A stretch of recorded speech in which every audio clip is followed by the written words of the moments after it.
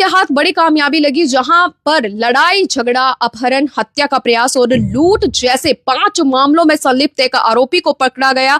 मौके पर से एक देसी पिस्टल, 4 खाली खोल और प्लेटिना मोटरसाइकिल बरामद हुई है। आपको बता दें कि यह जो मामला है वह दिल्ली से सटे फरीदाबाद से सामने आ रहा है, जहां थाना तिगांव क्षेत्र के अंतर्गत हत्या के प्रयास के मामले में फरार चल रहे आरोपी भारत को, जो उत्तर प्रदेश का बताया जा रहा है रहने वाला, और 8 अगस्त की रात को अपराध शाखा सेंट्रल की टीम ने मुठभेड़ के बाद आईएमटी क्षेत्र फरीदाबाद से काबू किया। आपको बता दें कि अपराध शाखा 2 के सहायक पुलिस आयुक्त वरुण कुमार दहिया ने प्रेस कॉन्फ्रेंस की और उसमें जानकारी दी गई कि 8 अगस्त को अपराध शाखा सेंट्रल की टीम गश्त पर थी, जिनको गुप्त सूत्रों के हवाले से सूचना मिली थी कि भारत जो है वो काफी ज्यादा आपराधिक किस्म का एक युवक है, जिसने कुछ दिनों पहले भी अपने साथियों के साथ मिलकर सुमेर नागर, जो तिगांव के गांव का रहने वाला है, उस पर जानलेवा हमला किया था और गोलियां चलाई थी।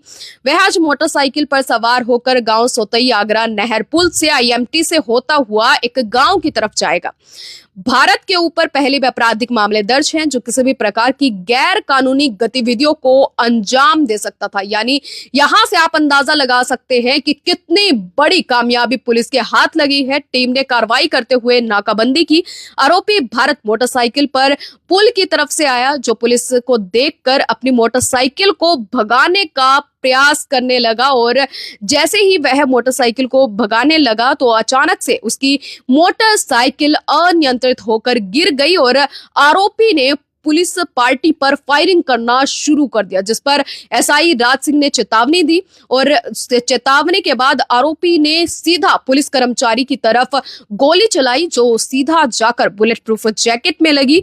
पुलिस की जवाबी कार्रवाई में आरोपी के दाहिने पैर में गोली लगी। आरोपी को उपचार के लिए एक हॉस्पिटल में भिजवाया गया। मामले में थाना सदर बल्लभगढ़ में हत्या के प्रयास सहित कई संबंधित धाराओं में मामला दर्ज कर लिया गया है। आरोपी की स्थिति फिलहाल सामान्य है। अब आपको सुनवाते हैं कि क्राइम ब्रांच से एसीपी फरीदाबाद से वरुण दहिया इस पूरे मामले पर क्या कहते हैं।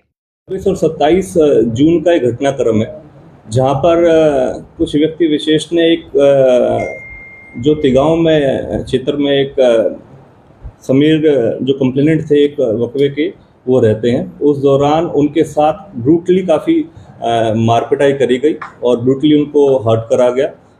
उस दौरान एक केस रजिस्टर्ड करा गया था तिगांव पुलिस स्टेशन के अंदर, जिसमें काफ़ी नामजद आरोपी थे।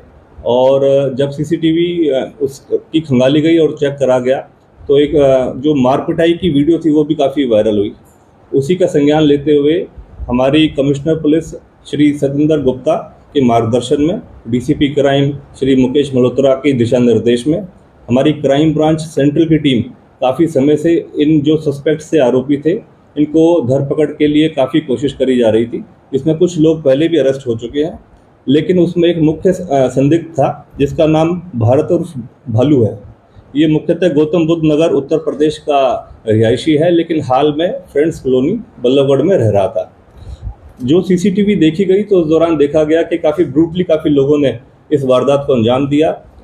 लाठी, डंडे, हथौड़े और इस तरीके की चीज़ों को प्रयोग करते हुए जो कंप्लेनेंट था उसके ऊपर वारदात करी गई और काफ़ी गंभीर चोटें उनको आई।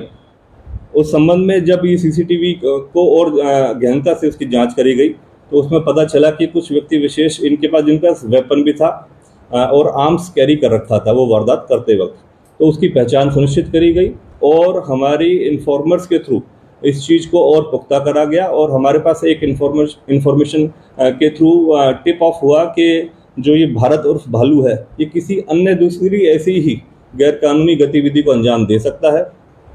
उस मद्देनज़र हमारी जो क्राइम ब्रांच सेंट्रल की बीपीटीपी की टीम है, जो हमारे उसमें इंचार्ज हैं दीपक, उन्होंने तुरंत प्रभाव से इसका संज्ञान लेते हुए टीम गठित करी और जो इन्फॉर्मेशन को सच मानकर मौका संभालने की कोशिश करी। जिस दौरान जैसे ही टिप सही हुई और जो इन्फॉर्मेशन इन्फॉर्मर के थ्रू आ रही थी, उसको जब जानकारी उसकी इकट्ठी करी गई और तो मौका जिस तरीके की जहाँ पर उसकी इन्फॉर्मेशन थी वहीं जाकर पुलिस ने अपनी नाकाबंदी करी और रात के लगभग 10:30 बजे के आसपास ये घटनाक्रम बना। जब उसकी पहचान हुई, उसको रोकने की कोशिश करी तो पुलिस पार्टी से दूर भागने की एवज में पुलिस पार्टी के ऊपर उसने जो हमारा सस्पेक्ट था भारत और भालू, उसने पुलिस पार्टी के ऊपर फायरिंग करी।